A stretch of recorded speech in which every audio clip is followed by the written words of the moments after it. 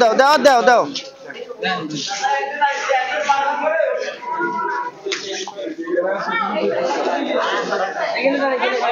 হ্যাঁ হ্যাঁ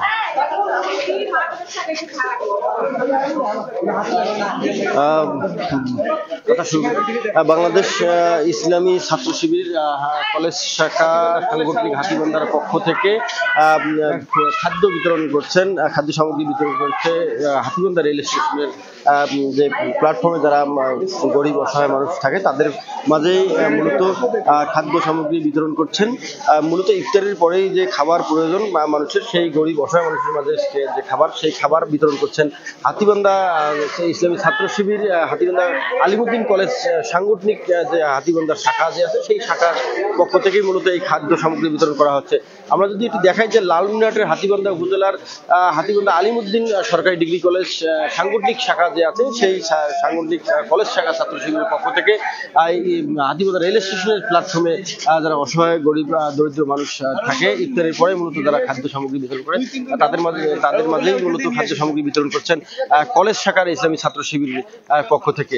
আমরা একটু যদি কথা বলার চেষ্টা করব, যদি একটু আমাদের সঙ্গে একটু কথা বলার সুযোগ যদি দেওয়া হয়, একটু আপনাদের সঙ্গে আমি একটু কথা বলবো যে আসলে আমরা একটু কথা বলবো যে আপনাদের হাতীবান্ধা উপজেলার যে আলিমুদ্দিন সরকারি ডিগ্রি কলেজের কলেজ শাখার সাংগঠনিক শাখা যে সেই শাখার পক্ষ থেকে আপনারা এই যে ইফতার মূলত ইফতারের পরে যে মানুষের খাওয়ার প্রয়োজন সেই খাবারটা রেল স্টেশনের প্ল্যাটফর্মে যারা অসহায় দরিদ্র থাকে তাদের উদ্দেশ্যে মূলত সম্ভবত দিচ্ছেন তাদেরকে।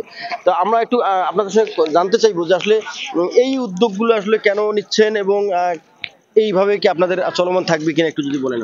জি, ধন্যবাদ আপনাদেরকে। আপনারা নিশ্চয়ই জানেন বাংলাদেশ ইসলামী ছাত্র শিবির একটি আদর্শিক ছাত্র সংগঠন।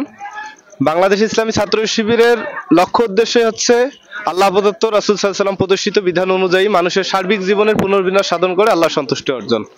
বাংলাদেশ ইসলামী ছাত্র শিবির সব সময় অসহায় দরিদ্র মানুষের পাশে থাকে।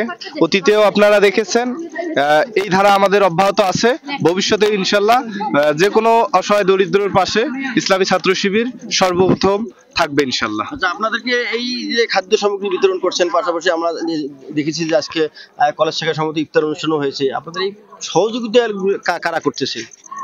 আপনারা হয়তো জানেন বাংলাদেশ ইসলামী ছাত্র শিবির 1977 সালের 6 ফেব্রুয়ারি থেকে প্রতিষ্ঠিত হয়েছে। আমাদের ইসলামী ছাত্র শিবিরের যে সমস্ত ভাইরা সাবেক রয়েছেন তারা আমাদেরকে মাসিক তারা ইয়ানত বিভিন্ন বিশেষ কালেকশন তারা দেয়।